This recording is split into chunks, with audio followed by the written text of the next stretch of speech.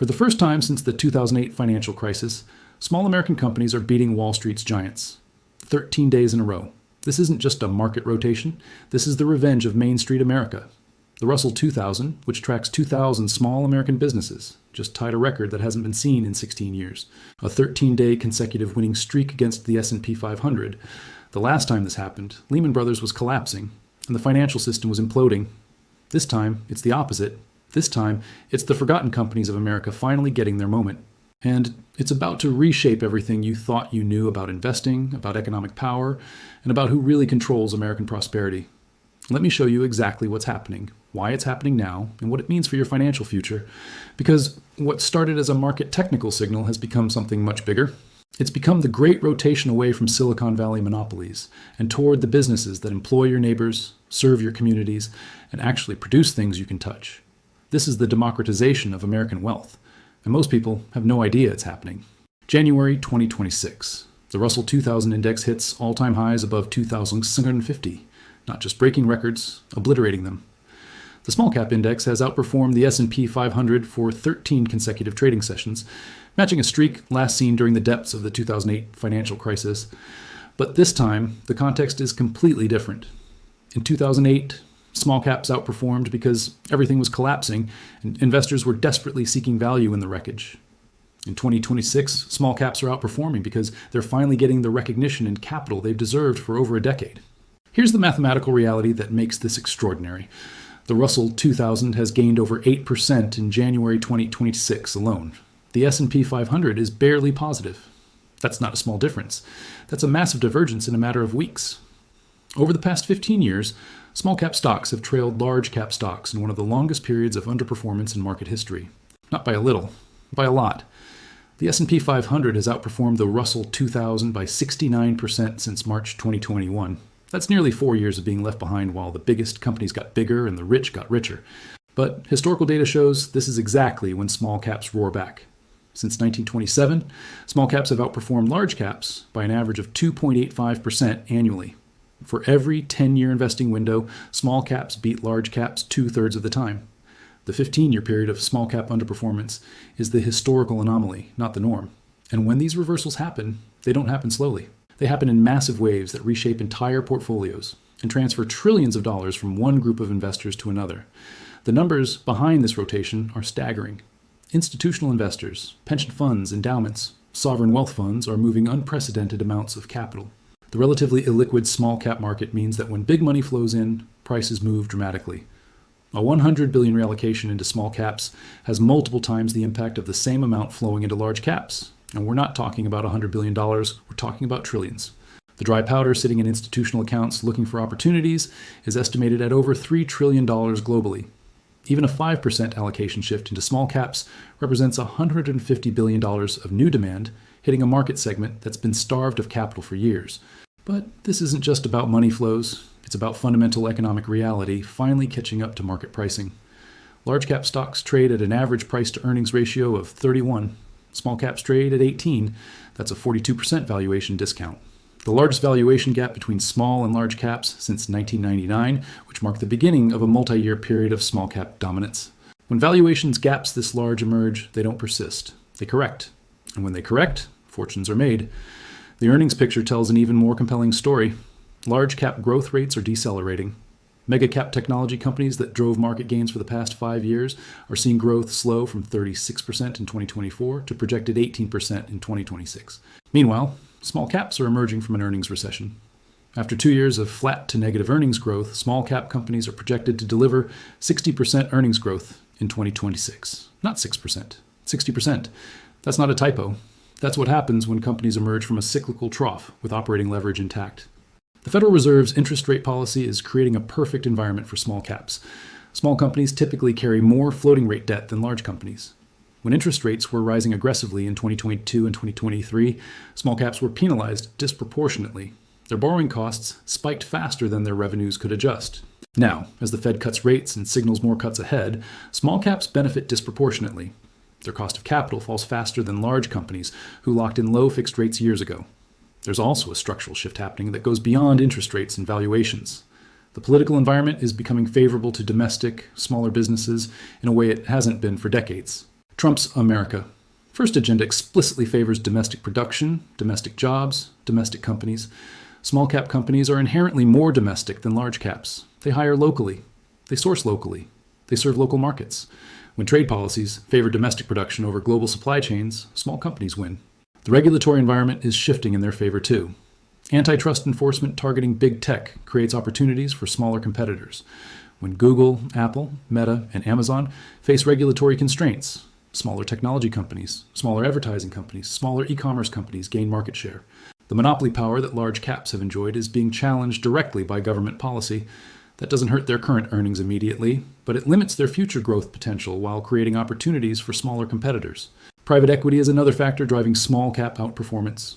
With interest rates stabilizing and credit markets functioning, private equity firms are actively seeking acquisition targets. Small public companies, trading at discounted valuations, become attractive buyout candidates. When a $2 billion market cap company gets acquired at a 40% premium, that's an $800 million wealth transfer to shareholders. Multiply that across dozens of potential deals annually, and you create a floor under small cap valuations. The sector composition of small caps aligns perfectly with current economic trends. Small caps are overweight in financials, industrials, materials, energy. Exactly the sectors that benefit from domestic economic growth, infrastructure investment, and energy independence policies. Large caps are overweight in technology, communication services, consumer discretionary, sectors that benefited from globalization, low interest rates, and regulatory lenience. The economic environment of 2026 favors the small cap sector mix over the large cap sector mix. Regional banking is a perfect example. Small cap regional banks were devastated in 2023 by rising rates and commercial real estate concerns. Many stocks fell 50-70% from their peaks. But these banks serve local communities. They understand local markets. They have deposit relationships that big banks can't replicate. As interest rates stabilize and economic growth accelerates, regional banks benefit from expanding loan demand and widening net interest margins. Several small cap bank stocks have already doubled from their 2023 lows, and many analysts believe they have further to run. Energy is another compelling sector. Small cap energy companies focused on domestic production benefit directly from America First policies. While large integrated oil companies have global exposure and complex international relationships, small domestic producers benefit purely from U.S. energy independence initiatives. Drill here, sell here, employ Americans, keep profits in America. It's a simple story that aligns with political priorities. But the most important factor driving small cap outperformance might be psychological. After 15 years of being ignored, overlooked, and undervalued, small cap stocks have become the unloved corner of the market. Institutional portfolio managers who built careers on large cap technology stocks are being forced to acknowledge that their strategies have produced disappointing results recently. The Magnificent Seven stocks that drove returns for years are showing signs of exhaustion. Nvidia is no longer doubling every quarter. Apple's growth has stagnated. Tesla is facing increased competition. The easy money in mega caps has been made. Portfolio managers are being forced to look elsewhere for alpha generation.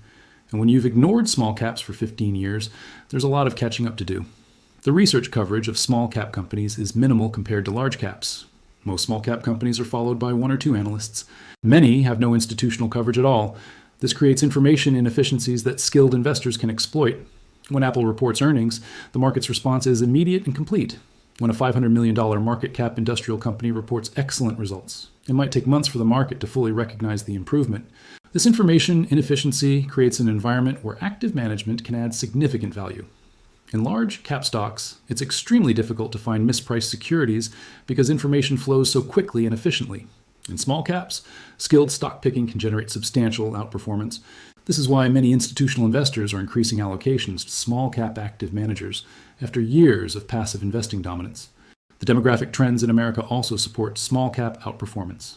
Millennials and Gen Z consumers prefer authentic, local, sustainable businesses over massive corporate brands. They're willing to pay premiums for products and services from companies that align with their values. Small companies are better positioned to serve these preferences than large corporations optimized for scale and efficiency. The craft beer industry is a perfect example. Small local breweries have captured market share from massive beer conglomerates by offering products that younger consumers find more appealing. M&A activity is accelerating in the small cap space for multiple reasons. Private equity firms have record amounts of capital to deploy. Public companies with strong balance sheets are seeking growth through acquisitions. Strategic buyers are looking to enter new markets or add new capabilities. Small public companies often trade at significant discounts to their private market values, making them attractive acquisition targets. When a small cap company gets acquired at a 50% premium to the current stock price, that's a massive return for shareholders who positioned correctly. The mean reversion dynamic is powerful and inevitable. Markets are cyclical. Trends that persist for many years eventually reverse. The 15-year period of large cap outperformance created massive valuation distortions that are now correcting. This isn't a short-term technical bounce. This is the beginning of a multi-year cycle where small caps reclaim their historical role as the primary drivers of American equity market returns. The mathematics of mean reversion suggest this cycle could last 5 to 8 years, potentially longer if it overcorrects to the same degree that large caps overcorrected during their dominance period. International investors are taking notice. Foreign capital has largely avoided U.S. small caps during their period of underperformance. But international investors understand cyclical market dynamics. They recognize value when they see it. As small cap outperformance becomes established and sustained, international capital will flow into the asset class, providing additional fuel for the rotation. The Federal Reserve's monetary policy stance supports this rotation. After years of quantitative tightening that favored large caps with strong balance sheets and minimal refinancing needs, the Fed is shifting toward accommodation. Small caps benefit disproportionately from easier financial conditions. Their access to capital improves, their borrowing costs fall, their growth prospects expand.